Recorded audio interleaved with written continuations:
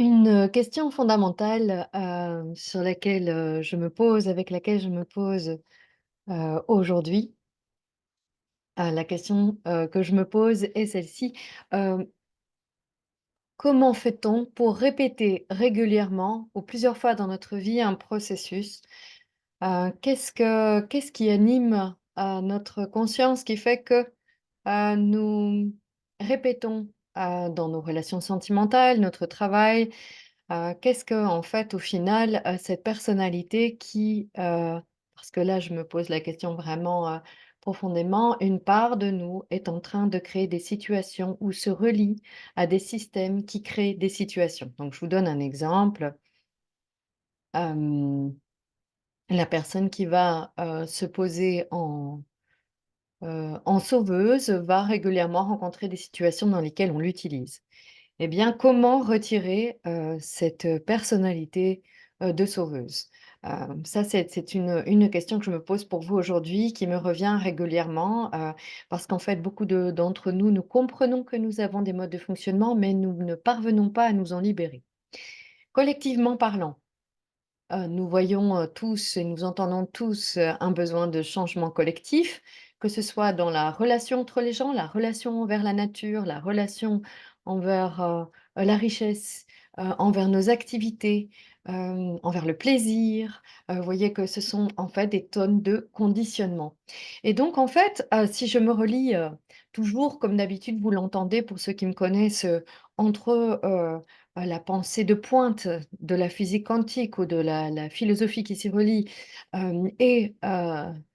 tout ce qu'il y a de plus ancestral dans les médecines, qui est relié aux états de conscience élargie, hein, parce qu'en fait, au départ, c'est comme ça que l'humain fonctionne, et qu'on retrouve donc dans les médecines anciennes, qu'on retrouve dans le chamanisme.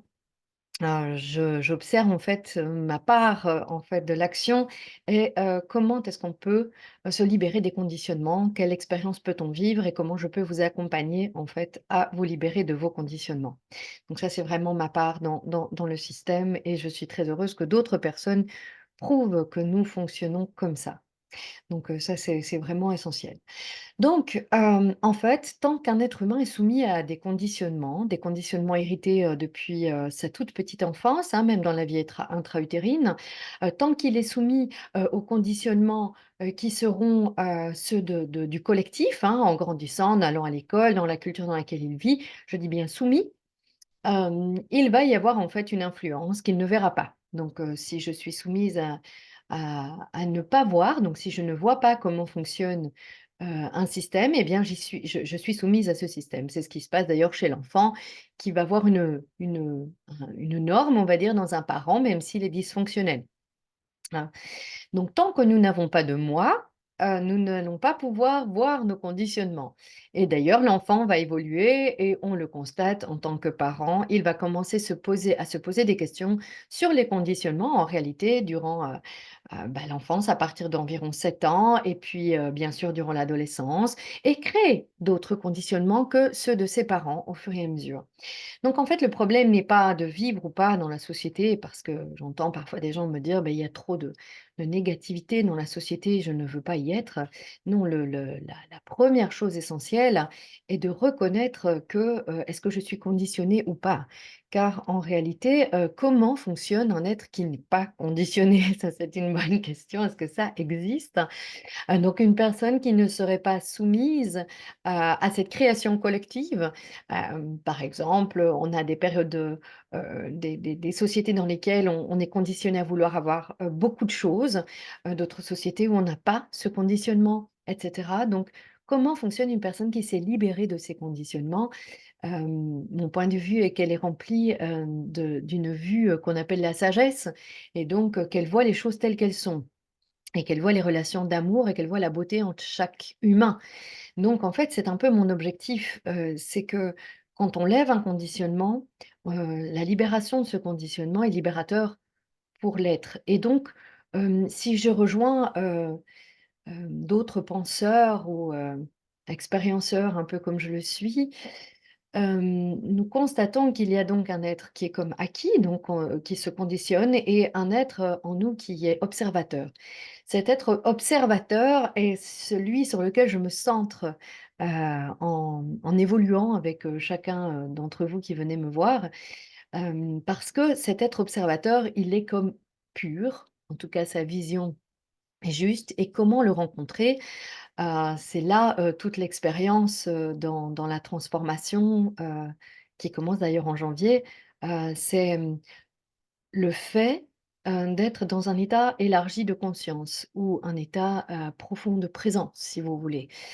Donc on est loin de l'idée, hem on peut avoir des états élargis de conscience, dans certaines voies spirituelles qu'on appelle aussi le chamanisme où, on voit plein de choses et plein d'images, sans vraiment revenir avec une prise de conscience. En fait, le but est toujours de prendre conscience que l'on crée en nous un personnage ou que les autres créent en nous un personnage, que l'on crée également forcément et que, tant que, nous sommes soumis à cette condition, à ce conditionnement, nous ne savons pas évoluer. Donc, si par exemple je suis perdante, dans le conditionnement que je me suis donné par rapport aux actions que je fais, il est complexe, de me sentir réussir. Si, je ne peux pas être aimée dans le conditionnement que je me suis donné, il est difficile de me mettre dans une posture où je serai aimée, voire même je risque de fuir des possibilités sans le savoir. Donc c'est vraiment devenir conscient.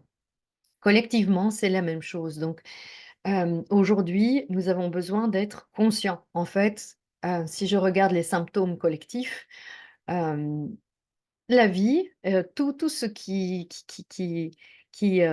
permet à l'humanité, d'être, nous sommes tous là en train de vivre, nous montre qu'il est temps que nous soyons conscients et donc ces techniques très simples, d'introspection profonde, d'exercices, de méthodes, que je propose permettent ces expériences qui nous ramènent à être de plus en plus proches de notre conscience, de ce que nous sommes en fait, de l'être simple et pur que nous sommes. Vous pourriez me dire: «Alors est-ce que c'est être le petit enfant, que j'ai été?» D'une certaine manière, l'enfant est comme cela bien sûr, c'est pas d'une certaine manière, il l'est, mais il n'en est pas conscient et donc tout le chemin d'une vie, ça va être d'être traversé par toutes ces expériences de conditionnement qui ne sont pas négatives, puisque le tout, c'est d'en être conscient et d'en devenir conscient. L'enfant n'est pas conscient de son éveil. Il est dans un état d'éveil, mais il n'en est pas conscient et tout notre chemin de vie est d'être conscient que nous sommes cet être pur et donc en tant que parents aussi, notre rôle est de voir la pureté de cet enfant que nous avons, de l'enfant qui est près de nous et de comment faire pour qu'il soit conscient des conditionnements. Donc c'est très différent, de s'y opposer. Donc certaines personnes vont s'opposer et vouloir se retirer des systèmes sociétaux, mais il va créer d'autres conditionnements en réalité. Et comment se poser le plus possible, dans l'être, «pur» entre guillemets que nous sommes tous, hein, qui n'a pas été transformé, par la vie, qui donc on se défait, hein, quand on vient dans la transformation, on se simplifie en fait.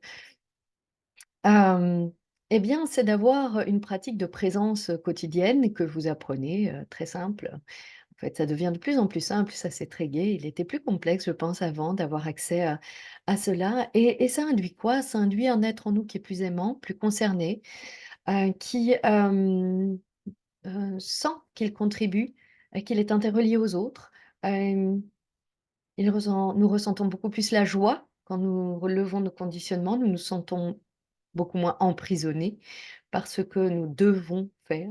Vous savez, toutes ces injonctions disparaissent, la joie étant, le propre même d'une personne qui se déconditionne, c'est-à-dire donc qui est consciente de tous les conditionnements qui nous entourent et donc de ce point de vue, comme le dit la physique quantique, hem, nous créons la réalité. Nous sommes tous créateurs.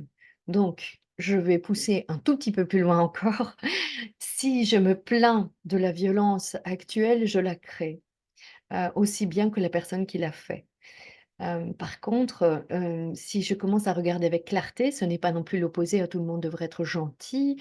C'est bien sûr une autre création qui est beaucoup plus positive, mais qui peut être opposée ou dans la peur de la violence et donc en fait, l'être conscient que nous sommes, n'est ni d'un côté ni de l'autre, il est observateur, pur observateur. Ça peut vous paraître peut-être un peu, poussé ce que je dis là, mais une fois qu'on rentre dans ces expériences, d'état élargi de conscience, qui sont guidées et qui ont une direction et qui ont une intention pour justement nous libérer de processus très simples, hein, parfois c'est nous libérer de nos processus affectifs qui ne nous conviennent pas. En fait, un processus en libère un autre, qui en libère un autre, qui en libère un autre et ça, il faut le savoir, on ne passe pas en revue tout ce que l'on a à libérer. Et c'est essentiel d'observer en fait qu'au final, c'est la paix que vous recherchez qui se manifeste et votre vie change et vos besoins changent et cetera. Et donc, oui, ce partage d'aujourd'hui, il vise à essayer essayer en tout cas, il vous partage ce que, ce qui se passe dans l'expérience des gens qui ont pris conscience Heu, qu'il y avait un gros conditionnement, un conditionnement dans nos vies bien sûr, mais un conditionnement aussi collectif et qui ont besoin d'une clé pour devenir acteurs et se libérer de ces conditionnements. Parce que quand on s'en rend compte, en général, on s'y oppose. Et la clé d'en être, l'expérienceur et le transformateur pour pouvoir aider d'autres personnes à le faire, ça c'est bien sûr le point, second, une fois qu'on a compris cela pour soi dans la transformation, on devient un acteur avec ce que l'on préfère faire et être, pour que les autres puissent devenir conscients. Donc devenir conscient, c'est ouvrir les yeux en fait. Mais, cela ne comporte pas d'horreur, cela est joyeux. Voilà, je vous remercie. Bonne journée.